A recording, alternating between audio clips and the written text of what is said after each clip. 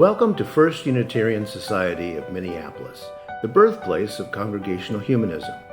We carry on that tradition of free thought today, dedicated to promoting a free search for truth, meaning, and justice.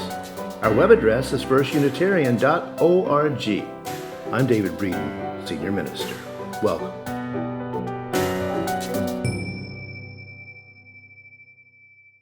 Well, this past week I beat the snowstorm and made it out to New York City to celebrate what we call installation. It's a weird word, like a refrigerator, but the installation of our community minister, J. Exodus Hooper, as a part-time leader in the New York City Society for Ethical Culture. And I was very honored to be asked to attend that august occasion. Now, as you know, if you've listened to much of what I've said, that I believe that humanism, the ethical culture movement, Unitarian Universalism, and secular people in general are in a historic turning point, a turning point at which we, at last, will give up the last vestiges of our Euro-Christian centrism. That isn't a word, but you get the idea, and embrace the entire world and its people. Not this time as part of a colonizing army, not as a colonizing corporation or as a colonizing religion, but as people who are interested in other people's lives, their loves, their philosophies, and how they do things, so that we can actually learn from each other. As Christian scripture phrases it, and it shall come to pass. Your sons and your daughters shall prophesy, and your young shall see visions, and your old shall dream dreams. And you know me, I like the King James Version of the Bible. It's always very stately. But wherever you happen to be on the continuum of age, I invite you to see those visions and dream those dreams of a secular future in which we are able to finally get past the parochialisms of our past.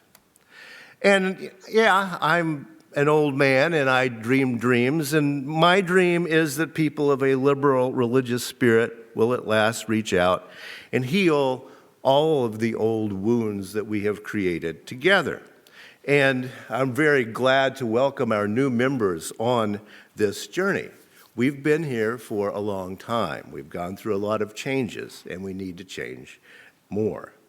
For too long, public spaces, especially public worship spaces, have said, you're welcome here, but leave your queerness at home. Leave your blackness at home. Leave your real life and your real culture at home and come in and be totally uptight with us. But we're working to get past that leave yourself at home stuff. That's what we're working on here at First Unitarian Society, a way for everyone to finally be welcome, to bring your queerness and bring your blackness and bring your life and your culture and your hopes and your dreams, and then be human together, not fake human or uptight or repressed human, but actually human together. That, I see it, is the goal, and that's this particular old man's dream. And I was glad to join in to the Ethical Culture Society in New York in celebrating their step toward that goal. Now, my question today is not a simple one, I don't think, unless I'm missing something. And my question is, what is an emotion? Now, you know me, I look up the etymology of words when I wonder about these things. And the English word emotion originates in Latin. It's a very simple etymology, and it meant move out, to remove, or to agitate. And it's just putting two words together, ex, which becomes compressed into out, and movere. So move out. That's what emotion means, move out of. Then in the 1650s, it begins to be spoken in English as a strong feeling, and now today, after about 1808, it becomes just a word for feelings. And that's about as complicated as we've got here to understand at least the word emotion. It is out of, somehow moving out of, right? And it's a feeling. Okay, that's what we got so far. Well, then I want to think a little bit about the Stoic philosopher Epictetus. Many of you know I like Stoic philosophy very much. One of the reasons about that is that it was a contemplative tradition very close to Buddhism that was then wiped out by the Christians early on in the Roman Empire period. But it was a movement that really was able to focus in and talk about contemplation in a serious way that Christianity didn't do until many centuries later. But Epictetus wrote this: "Remind yourself that it is not only the desire for power or riches that makes us mean and subject to the will of others. Even the desire for tranquility and leisure and traveling abroad and of learning. To say it plainly, whatever the external thing may be, it is the value that we place upon that thing that makes us subject to the will of others." Simple experiment, if you want a new Mercedes, you've got to go buy it.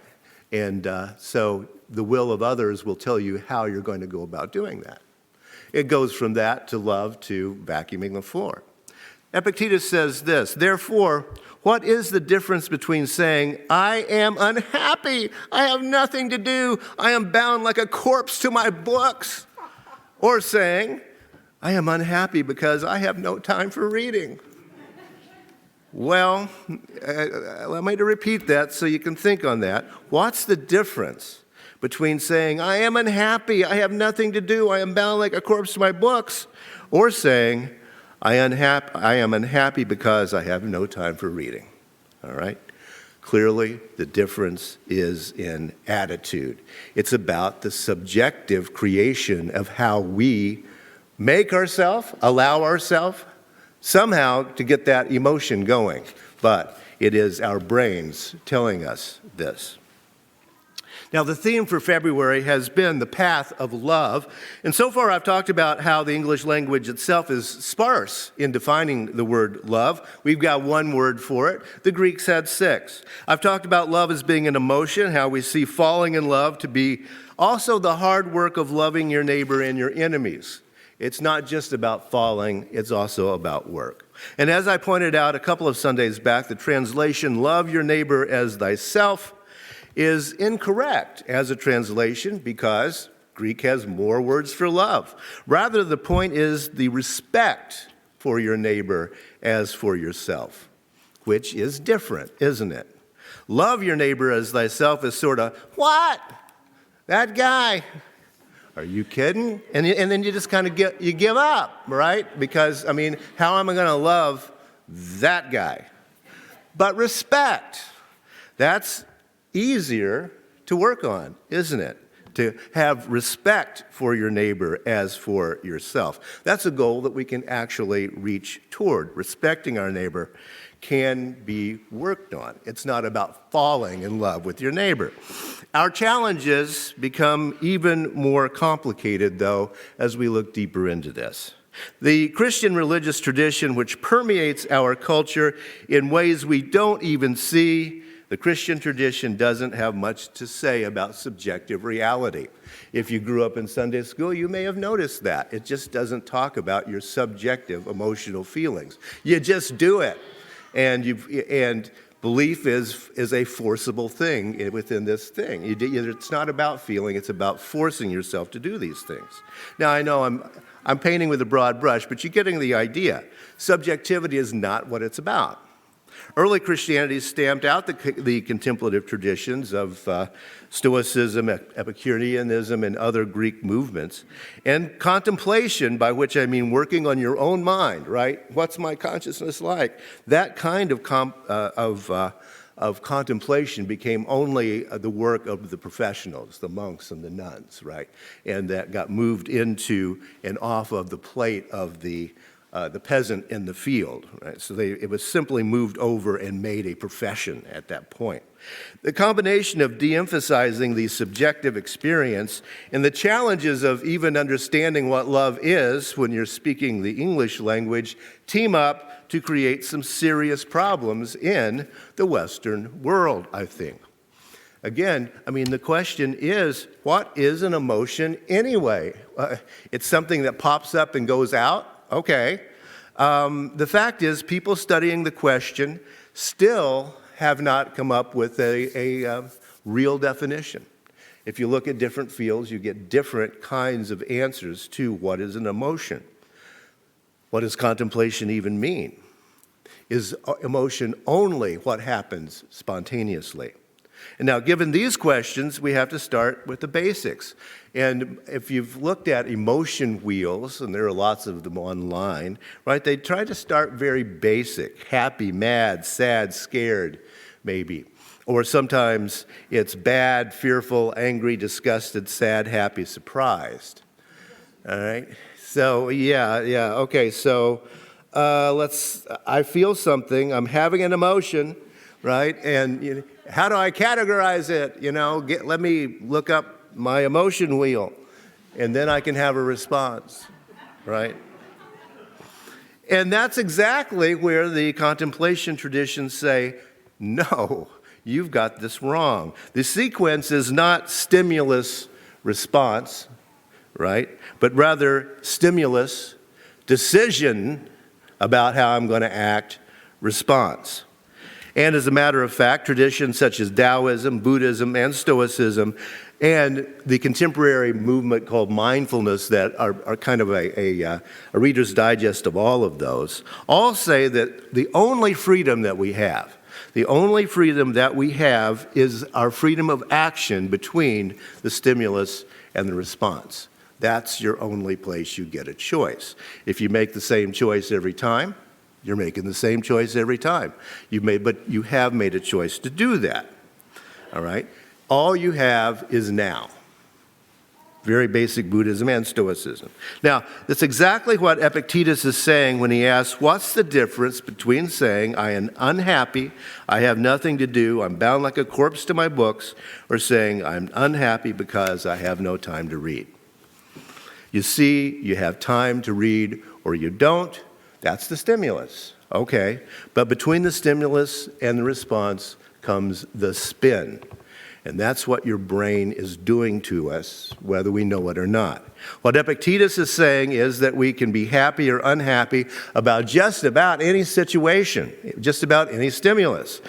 The difference is according to how we react to that stimulus. And we react to stimulus through a whole matrix of social, societal conditioning, and we really don't know maybe how much of our basic emotions we still are able to access because of that.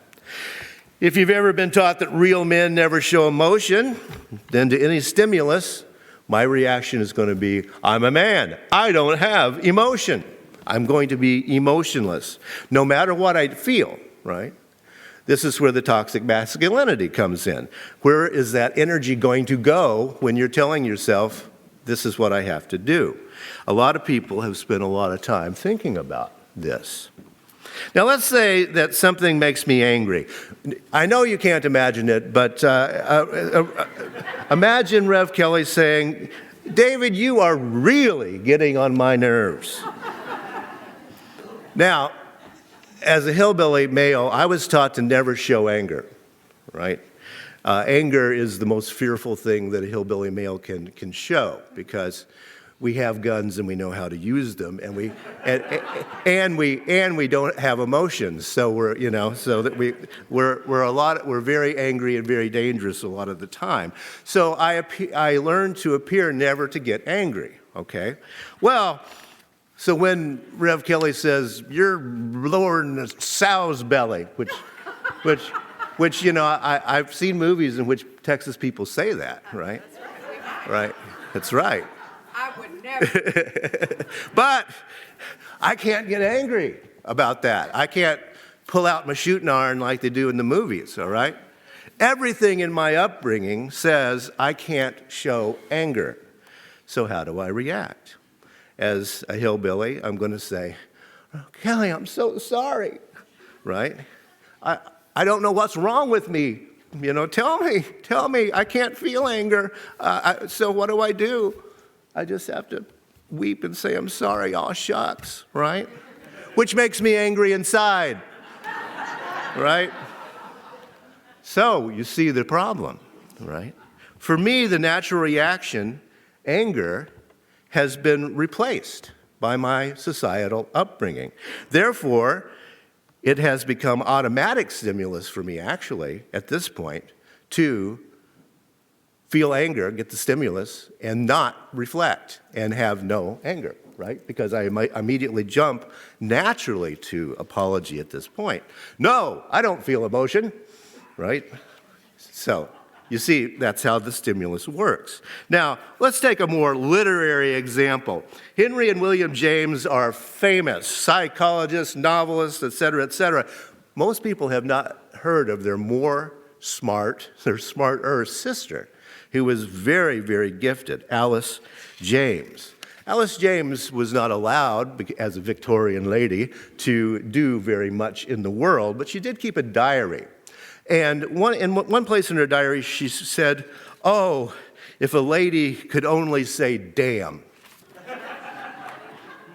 Now, that's sad, isn't it? It's light fare in our time, but scandalous in Alice's time. Between the stimulus and the response, she had to study the structure of being a lady and how ladies don't use profanity. Because that's a measure of your social class and of your respectability and your composure. Ladies don't say damn.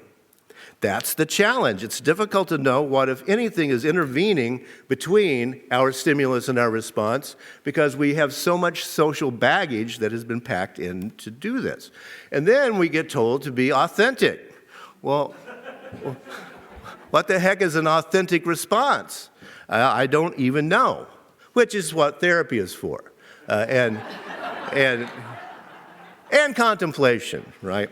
Now, I'm quite intrigued by a newer therapeutic model called dialectical behavioral therapy, or DBI. This is really, really cool if you haven't looked it up a little bit. It's very close to Buddhism and Stoicism in the way that it deals with the idea of what you do with an emotion. The claim of dialectical behavioral therapy is that we have two things going on in our brains at the same time. We have an emotional mind, which is about feeling, and we have a logical mind, which is about reasoning and cause and effect and such. And between those, we have wise mind, or mindfulness. In this scenario, both the emotional response and the logical response miss something. They leave out dimensions of the self that would be authentic, and so you put them together, and then the wise mind is able to make a decision. Now, you see how that really is following stimulus, decision, response, just exactly as Buddhism and Stoicism have long done. Now, it is about contemplation, at least ideally. I read my emotion, I consider the consequences, and then I have a measured response. Maybe I don't get angry at Rev Kelly's insult and immediately shut down and apologize, but rather I say something like, "Why do you say that, Rev Kelly? I'd like to know more." Which is too healthy for me. I won't be happening, but it would be good, right? More therapy, more therapy. The Handbook of Epictetus begins this first chapter this way. This is how I want to reflect at the end here. He says, just keep in mind what you have power over. Don't cross the line. If you forget, if you go looking for riches and power, you might get hurt. At any rate, you will miss what's important: happiness, freedom. Listen, learn what illusion looks like. Learn to say, wait, that's an illusion. Learn to ask, what is in my power? If it's not in your power, forget about controlling it. Can I control what Rev Kelly thinks of me? Well, only insofar as I have within my power the ability to act in what I would consider to be a moral and reasonable way, right? I have to find that authentic me there and act in that way. My actions and my reactions are the only thing I have in my power. That's the teaching of Stoicism. We human beings have still not figured out what emotion means. We still haven't figured out how to work with our own consciousness effectively. We come up with lots of methods, CBT, DBT, CBD, LSD, but we don't understand our own minds. We can, however, look to some human beings who have found ways or who are exploring ways to navigate the messy business that we call life. We can find a path for ourselves. An emotion is something that comes up, out, right? Sometimes it comes out. And sometimes, if we use that wise mind of ours, we can find respect and love even for our neighbor.